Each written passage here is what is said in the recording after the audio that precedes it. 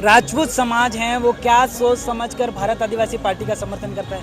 क्षत्रिय समाज और आदिवासी समाज पुरातन काल से साथ रहते हुए आए हैं। बीच में कुछ लोगों ने आपसी वैमनस्य राजनीतिक कारणों से फैलाया होगा। बाकी ये गंगा जमनी तहजीब है हमारी बप्पा रावल से लगाकर महाराणा प्रताप के युग से क्षत्रिय समाज और आदिवासी एक दूसरे के पूरक रहे।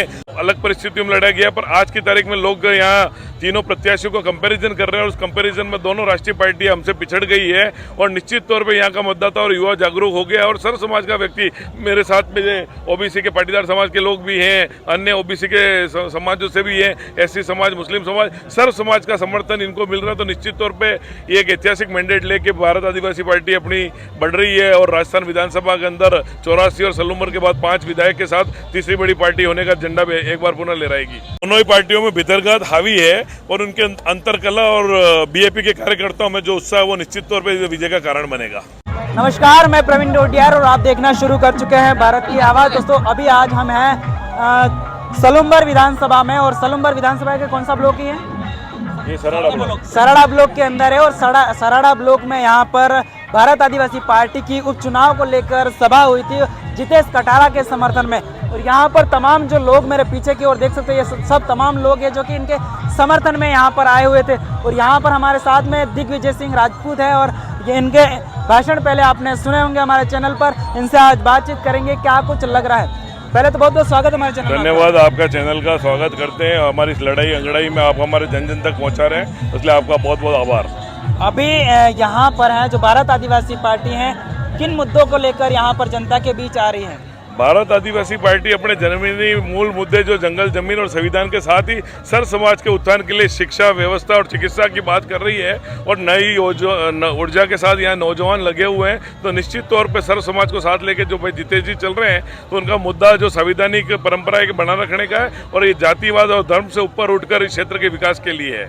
अच्छा, अभी क्या कुछ लग रहा है, जनता कितना आशीर्वाद दे रही है आप लोगों को? देखिए, पूर्व में यह चुनाव अलग परिस्थितियों में लड़ा गया, पर आज की तारीख में लोग यहाँ तीनों प्रत्याशियों को कंपैरिजन कर रहे हैं और उस कंपैरिजन में दोनों राष्ट्रीय पार्टियां हमसे पिछड़ गई है और निश्चित तौर पे यहाँ का मतदाता और युवा जागरूक हो गया और सर्व समाज का व्यक्ति मेरे साथ में ओबीसी के पाटीदार समाज के लोग भी हैं, अन्य ओबीसी के समाजों से भी हैं, एससी समाज, मुस्लिम समाज, सर्व समाज का समर्थन इनको मिल रहा है। तो निश्चित तौर पर एक ऐतिहासिक मैंडेट लेके भारत आदिवासी पार्टी अपनी बढ़ रही है और राजस्थान विधानसभा के अंदर 84 और सलूमर के बाद 5 विधायक के साथ तीसरी बड़ी पार्टी होने का झंडा एक बार पुनः लहराएगी। ये चुनाव अपने आप में एक नई इबारत लिख के आ रहा है, पर सर्व समाज के उम्मीदवार के तौर पे जीतेश उभरे हैं और नया एक माहौल दिख रहा है जहां राष्ट्रीय पार्टियां भीड़ जुटाने में भी सक्षम नहीं हुई पड़ी, वहीं अपने खुद के बल पे खुद के पैसे लगाकर बीएपी के कार्यकर्ता गांव-गांव घूम रहे हैं और हर सभा में ऐसी जनमेदी। आज चौथ का पर्व है जो जनजाति समाज के लोग घर घर मनाते, उसके बावजूद भी इतनी संख्या में कार्यकर्ता और मतदाताओं का आना निश्चित तौर पर एक नए ज्वार और उम्मीद को दिखा रहा है कि लोग बढ़ चढ़कर इस उम्मीदवार के साथ और पार्टी के विकास में अग्रसर है। राजपूत समाज हैं वो क्या सोच समझकर भारत आदिवासी पार्टी का समर्थन करता है? क्षत्रिय समाज और आदिवासी समाज पुरातन काल से साथ रहते हुए आए हैं। बीच में कुछ लोगों ने आपसी वैमनस्य राजनीतिक कारणों से फैलाया होगा। बाकी ये गंगा जमनी तहजीब है हमारी बप्पा रावल से लगाकर महाराणा प्रताप के युग से क्षत्रिय समाज और आदिवासी एक दूसरे के पूरक रहे। आज जहाँ गांव क्षत्रियों का वहाँ आदिवासी और आदिवासी गांव में क्षत्रिय है, तो हमारा सांस्कृतिक सामाजिक गठबंधन उससे इतना निकटता का है कि उसमें राजनीतिक रूप से कहीं पे ऐसी कोई बात नहीं है और निश्चित तौर पर आज वो पुरातन व्यवस्था को हम वापस प्रकट करने में लगे हुए हैं। अच्छा, यहाँ पर आपके सामने है बीजेपी भी टक्कर में नजर आ रही, शांता देवी है और यहाँ पर है एक कांग्रेस से शायद रेशमा देवी भी है। क्या कुछ लग रहा है ये सामने टक्कर? दोनों ही पार्टियों में भीतरघात हावी है और उनके अंतरकला और बीएपी के कार्यकर्ताओं में जो उत्साह वो निश्चित तौर पर विजय का कारण बनेगा।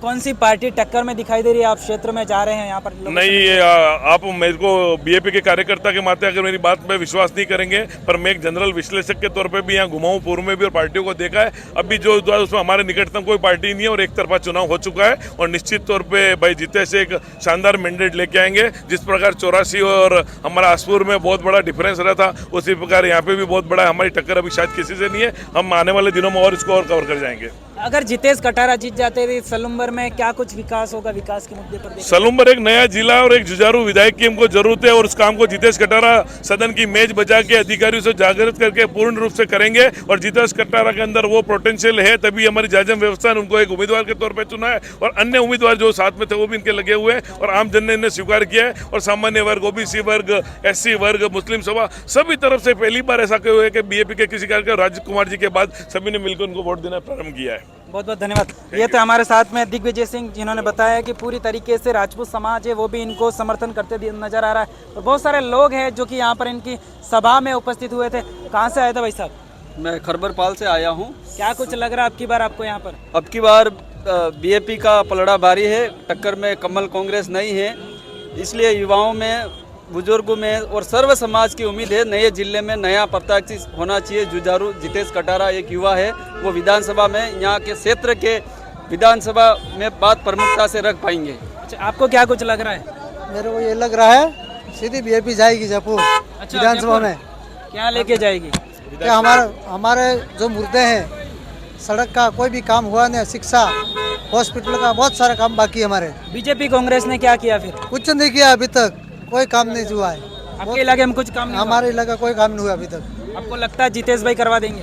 बिल्कुल करवा देंगे, जाएंगे हमारे बीच में। अच्छा, ये सभी जनता है विश्वास जता रही जितेश कटारा के ऊपर कि जितेश कटारा अगर जीतते हैं तो सलूम्बर के तमाम जो काम है जो कि विधानसभा में सदन में उठाएंगे। अब देखते हैं कैसे क्या कुछ होता है, जनता है क्या कुछ डिसीजन लेती है और इस पे आपकी क्या राय है कमेंट बॉक्स में आप भी कमेंट करके बताना।